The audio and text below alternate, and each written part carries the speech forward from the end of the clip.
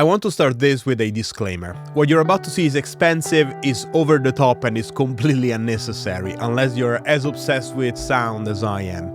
This is my journey building my dream pedalboard, from concept to reality. Let's dive in. Most pedalboard setups are built for the gigging musician, but I'm not out playing shows. I'm a media composer and sound designer stuck in my studio.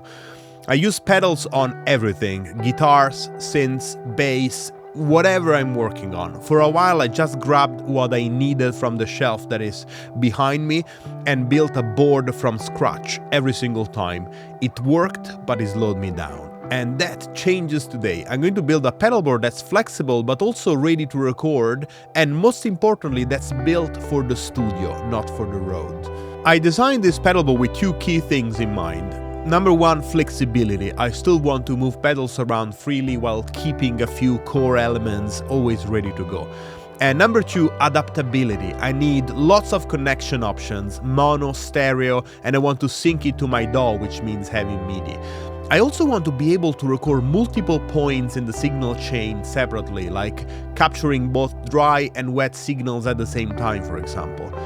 I sketched out the signal flow, and yes, sorry in advance for the handwriting, it's always been awful. So I'm going to divide the pedalboard in two main parts. The first one starts mono and ends in stereo, and the second one is fully stereo. The signal starts with a guitar or any other mono source. It could be a bass, it could be a synthesizer, and this goes into a DI box with true output. This allows me to basically split the signal in two different paths. The DI one goes straight into my digital audio workstation, and the true output, so we could actually write here true, goes into the mono effects chains. And this is really a space where I can patch in whatever I want. It's sort of an empty canvas. I can put overdrives, distortions, mono delays, whatever I want. And at the end of this section is this amp simulator. Since I don't use real amplifiers, I just don't have the space for it. I rely on DSP pedals like the Universal Audio Dream 65 or the Strymon Iridium. And this give me a stereo output into a stereo DI, and then the stereo output is split in two different parts again. One output goes to one of the stereo channels of my studio mixer, which is an SSL6. At this point, I'm able to record my guitar's DI output and the process signal separately. But another big part of my sound are all the spatial effects, reverbs, delays, granular processing, and for this part, I have a specific challenge, which is that I need to account for the fact I may want to be able to send a stereo signal to the spatial effects part of the pedalboard only without going through the mono signal chain. So for example, if I want to send my synths or a vocal bus track from my session to a reverb on my pedalboard or a delay on my pedalboard, I don't want to sum that signal into mono and run it through the first part of the pedalboard. So I'm going to patch the stereo inputs of the canvas stereo DI on my patch bay so that I can basically get at this point of the signal chain with whatever I want. I can literally send anything, synths, vocals, a bass from my session directly into the spatial effects, which is the stereo effects part of the pedalboard that goes back into the patch bay. So in the end, this setup really lets me record three main things: the dry signal, the DI guitar, which means I can then reamp it through amp simulators or whatever I want. I can just use it for the editing stage, for example.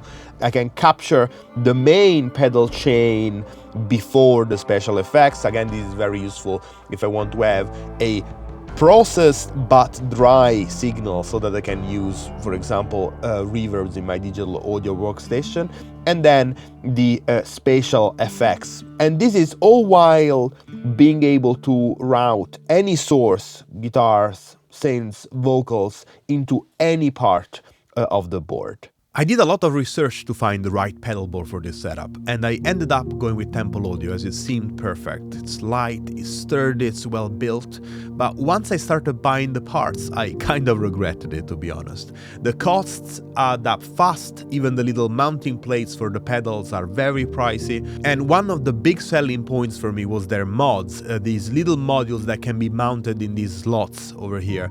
This seemed a great solution as they have both stereo and mono DIs, they have power supplies, they have little multi-jack outputs, except this stuff is impossible to find. Everything seems to be out of stock everywhere, and I had to find a workaround for that. I also wrote them for some advice and they never got back to me, but now I have the system and I am fairly happy with it. Rather than getting an absolutely huge pedal board, I decided to go with two slightly smaller ones, the Duo 34. I did this because I have no intention of putting this thing on the floor. I want hands-on control, and these fit nicely on a two-tier keyboard stand. For DIs and power supply, I went for the Walrus Audio Canvas system. I got a mono and a stereo as planned, and I bought one of these nice long power supplies in the same series.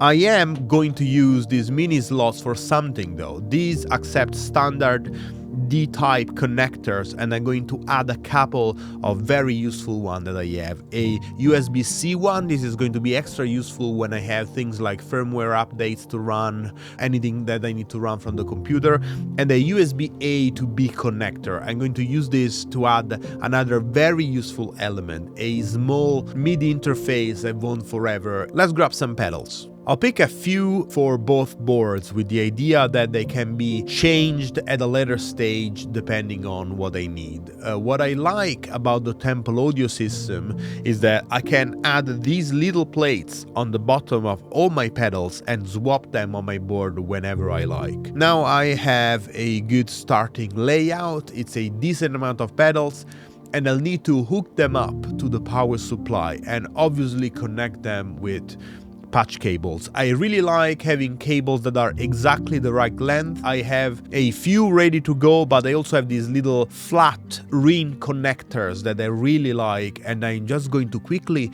make a few cables from scratch so that I don't end up with cables that are not exactly the right size. I have tried one of those solderless cable systems. They're fine. I don't think they're particularly durable, but they are certainly an option if you have no experience with soldering with a soldering iron.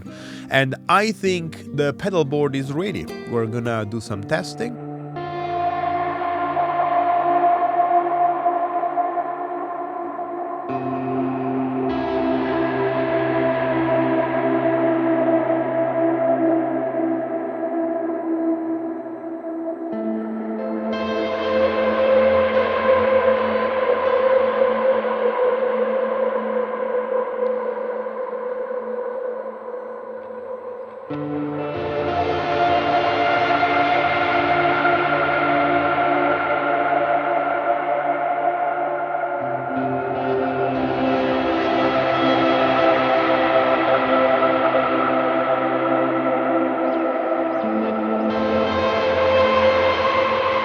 And now let's try and run a synthesizer through the second board only, which has all the stereo stuff.